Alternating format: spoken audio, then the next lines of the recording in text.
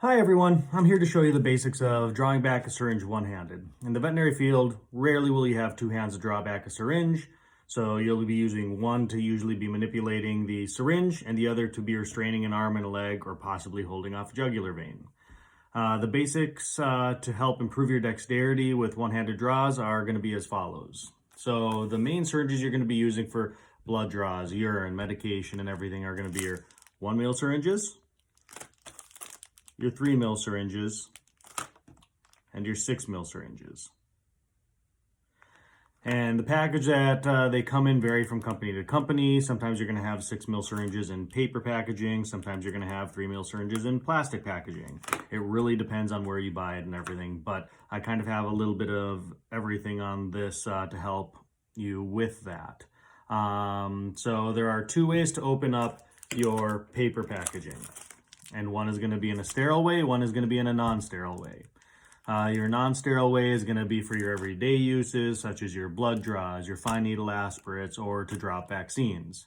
And pretty much you just push the needle out of the end of the paper for quick access. So since it's going to be likely vaccines or blood draws, it's going to be likely your 3 ml syringe. So all you do is, here's your plastic side, paper side, here's the needle end, and that's going to be the part that's easiest to puncture through it. And so you just puncture it.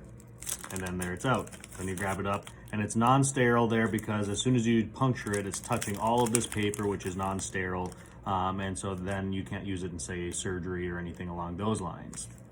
Now, the other way is going to be your sterile way, and that is going to be, say, for a nurse who's taking a urine sample via urethral catheterization in a sterile field, or a doctor in surgery who just needs one for, say, nerve blocks. And so what you do is you have your paper end, you have two small ends, and one of them is completely sealed as shown here, and the other one is going to have kind of like two flaps that are free. And just like any sort of packaging that comes like this, all you're going to do is take one flap in each hand, and then you're just going to slowly and carefully open it.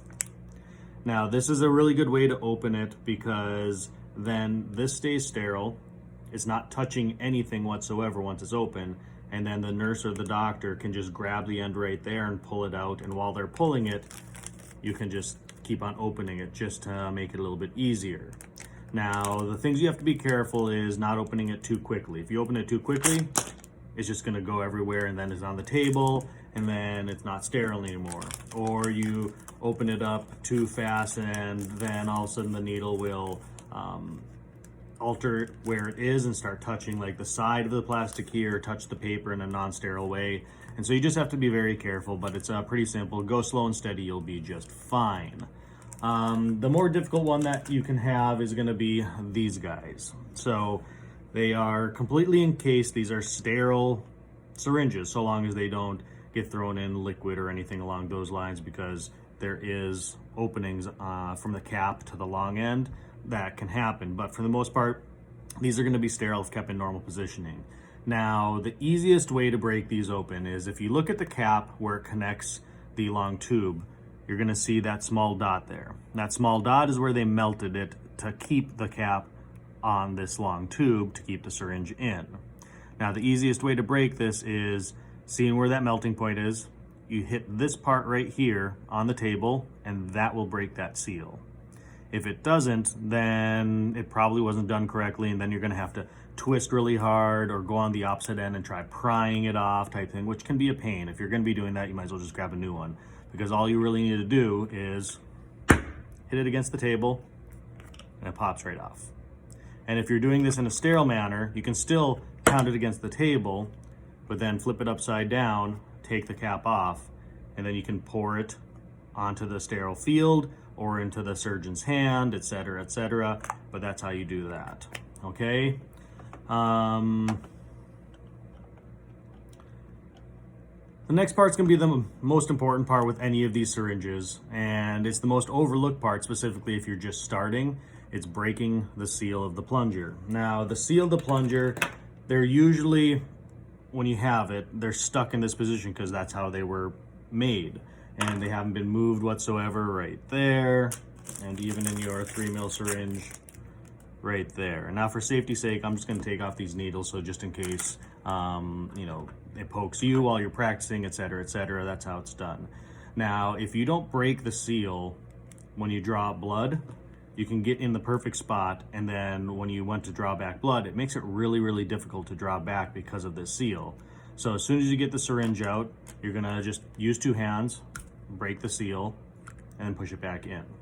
You'll notice increased difficulty with the bigger the syringe is. So your 1 ml syringe, super easy to do. One-handed, no problem. 3 ml syringe, still pretty easy to do one-handed. Your 6 ml can be a little bit difficult unless you know what you're doing. But with your 12 mils, your 20 mils, etc., they can be quite difficult. So make sure you do that, because otherwise you're going to be stuck in the perfect position for whatever you're trying to do, and you won't be able to do it. Okay, so just make sure you do that. That's going to save you a lot of trouble in the long run. Now, once this is done, the next part is just being able to properly coordinate and have the dexterity to do it one-handed. There's multiple ways to do it. Most of the time we're going to be using 3 mil syringes, so I'm just going to be using this one for this demonstration. You just have to figure out which one works for you. It really depends on your hand size and then how long your fingers are as well. So you can do it with your middle finger, your ring finger, or your pinky finger.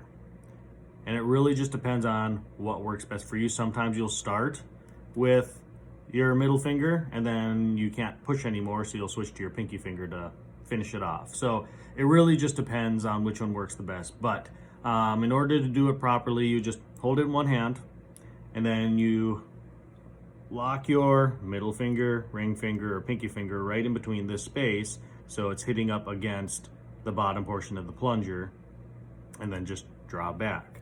So you're gonna have your middle finger, pull back, and you'll see that I'm able to pull it back roughly 2 mils. Now with your ring finger, I'm able to pull back pretty much the entire way. And your ring finger, your pinky finger, the same thing. So once again, you have it in your hand and you just have to be comfortable with where it is. And then hold it with these 2 fingers in order to stabilize it, your thumb and your index finger. And then your middle finger you'll put in here, right there, and draw back. And that's just how easy it is right there. And then do your ring finger, pinky finger.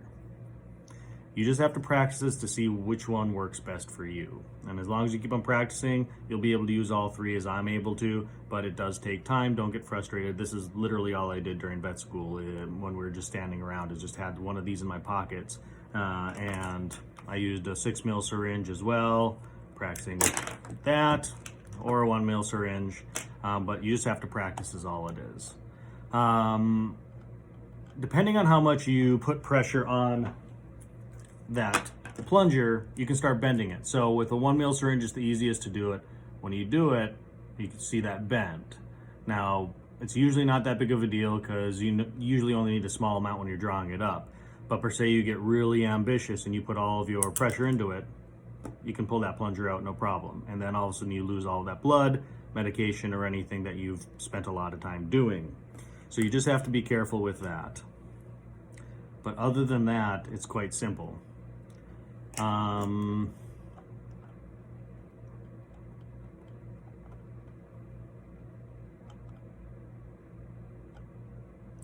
The only other way to do it is kind of a hold-handed way, and if you have really small hands, this is a really good way to do it. If your fingers just aren't that small, you're really going to be palming it, and then you're just going to be kind of milking it back with your fingers. So you have in your palm, I usually will lock it with my thumb, my index finger up top, and I'll lock the bottom portion of it with my middle finger.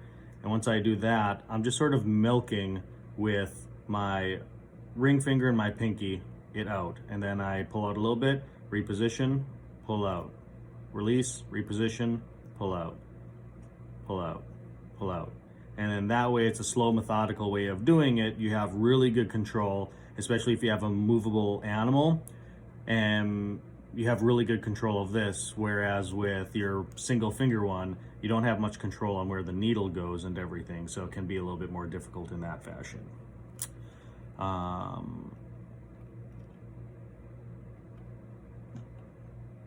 good way to practice on keeping the needle still when drawing blood is to take a piece of paper and a pen, draw a line on it, And you're pretty much just going to be holding the syringe right up to it and practicing.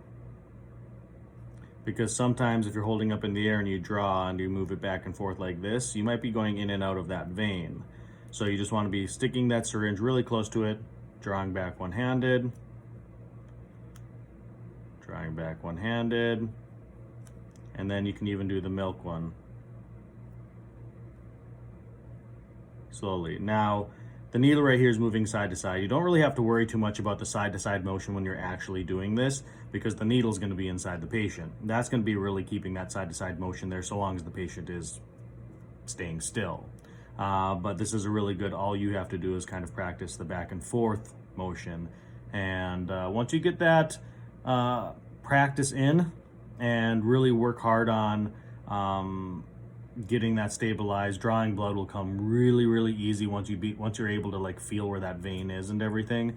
This is going to make drawing blood that much quicker, that much more simple, and make your life very easy and make you happy. So if you have any questions whatsoever, get a hold of me.